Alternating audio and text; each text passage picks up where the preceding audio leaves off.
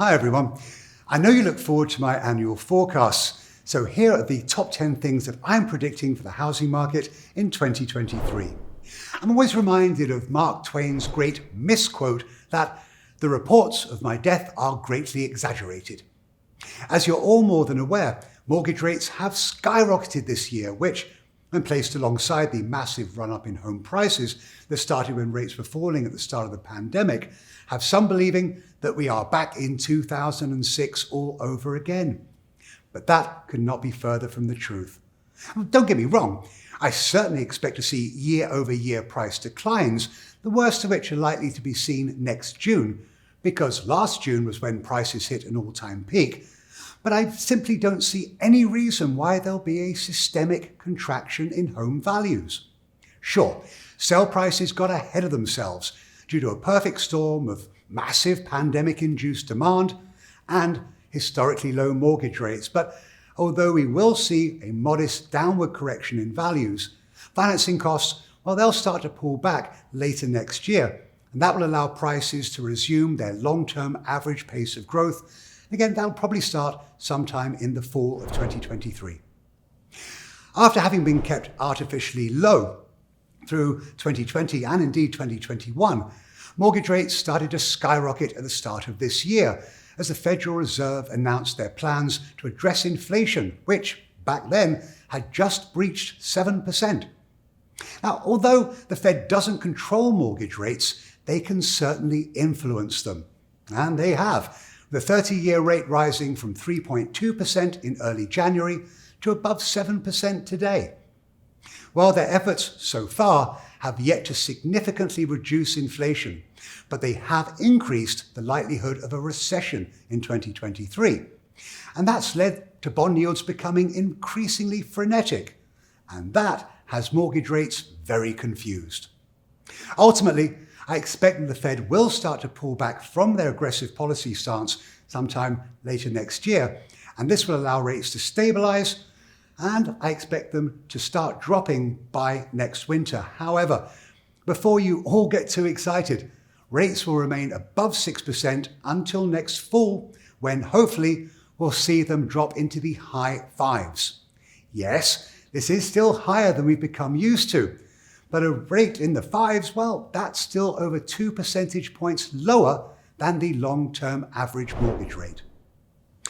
There will not be a significant increase in the number of homes coming to market next year. Although inventory levels have certainly risen from the historic low that we saw at the start of 2022, they're still holding below the levels we saw at the same time last year, and listings are well below their long-term averages. I don't expect to see a return to normal levels of supply for one simple reason, and that is, why would owners sell and lose the historically low mortgage rate that they have? And there are a lot of us who are sitting on a remarkably low mortgage rate. How many?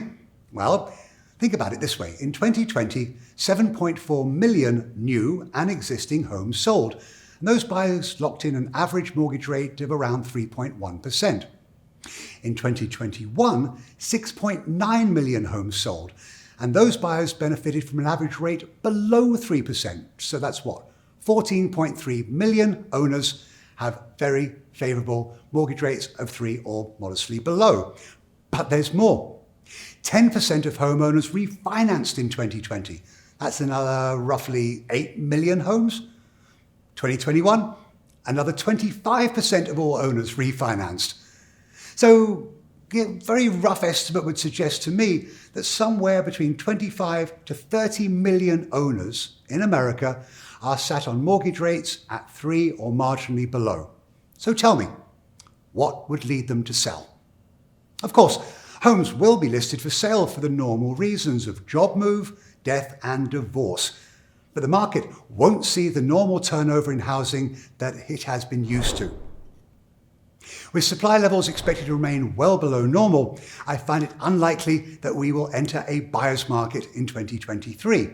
That said, we're certainly going to get back to a far more balanced one.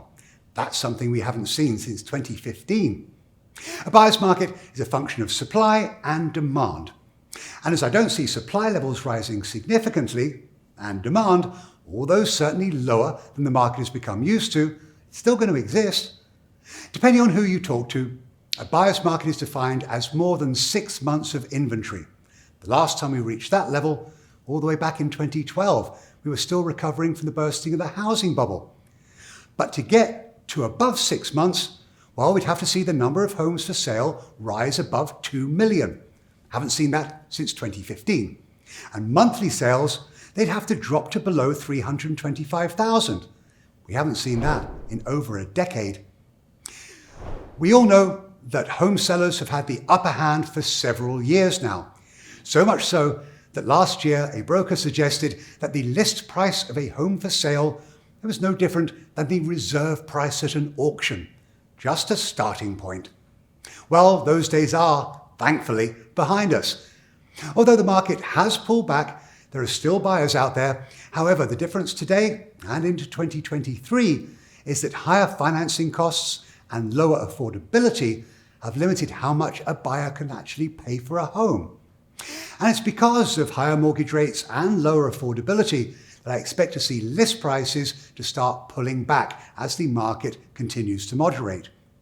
Accurate pricing for the market will be more important than ever when listing a home for sale in 2023.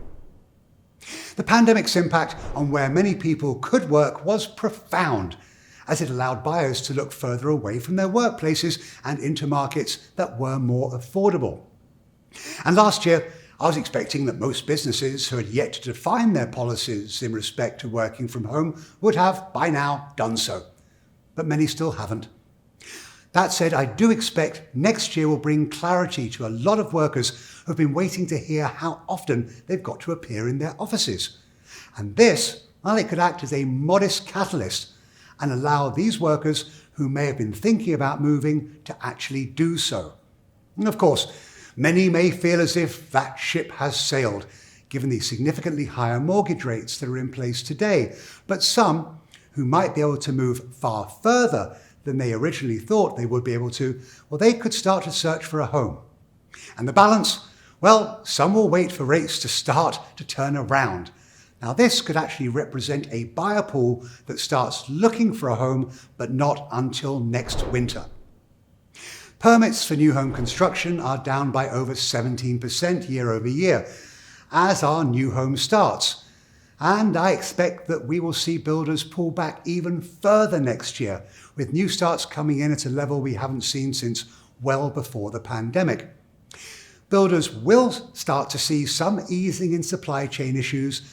Those are the things that hit them very hard over the past 2 years, but development costs will still be high, and trying to balance what it costs to build a home with what a consumer can actually pay, given higher mortgage rates, that's likely to lead builders to slow activity even further. Interestingly, this will actually support the resale market, as fewer new homes will increase the share existing homes will have on the overall for sale market.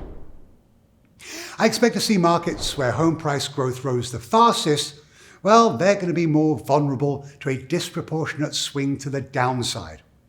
Now, here I'm specifically thinking about the previously white-hot markets in the Mountain West part of the country.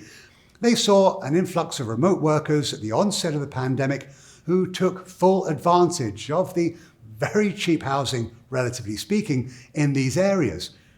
But although these are markets that will see prices fall by a greater percentage than the rest of the country, they too will start to see prices stabilize by the end of next year and then resume a more reasonable pace of price growth. In the majority of housing markets, the prices of residential homes will not increase in 2023. But any drop in prices, it will happen, but we're not quite sure to what degree. It won't be enough for those buyers that want to enter the market and buy their first homes. And with housing prices not expected to fall significantly and mortgage rates remaining higher than we've seen in over a decade, affordability is going to be a problem next year. Over the past 2 years, there have been a lot of renters looking at the market with a view toward buying, but timing, it wasn't quite right for them. What have they seen? Not only did prices spiral upwards, but so did mortgage rates.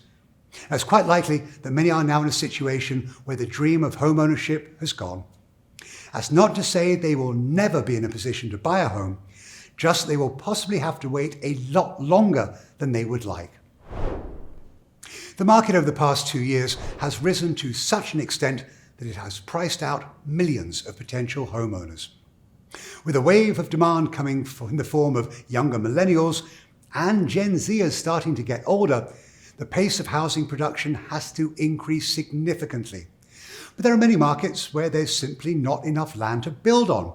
And this is where I expect to see more cities, counties, and indeed states start to adjust their land use policies in order to free up more land on which housing can be built. We have already seen this happen. Oregon and California are two good examples, but I expect to see more markets seriously consider how they can help add to much needed housing supply. But it's not just land supply that can help. Elected officials will start to think about how they can help housing developers by, for example, utilising tax increment financing tools. And this is where governments reimburse a private developer as incremental taxes are generated from their housing developments. There are a lot of tools at the government's disposal to help provide housing, and I hope that they really start to take this remarkably critical issue very seriously. Well, there you have it. That's my top 10 for 2023. I hope you enjoyed it. Got any questions, you know how to find me. But I hope you have a great year next year. Take care.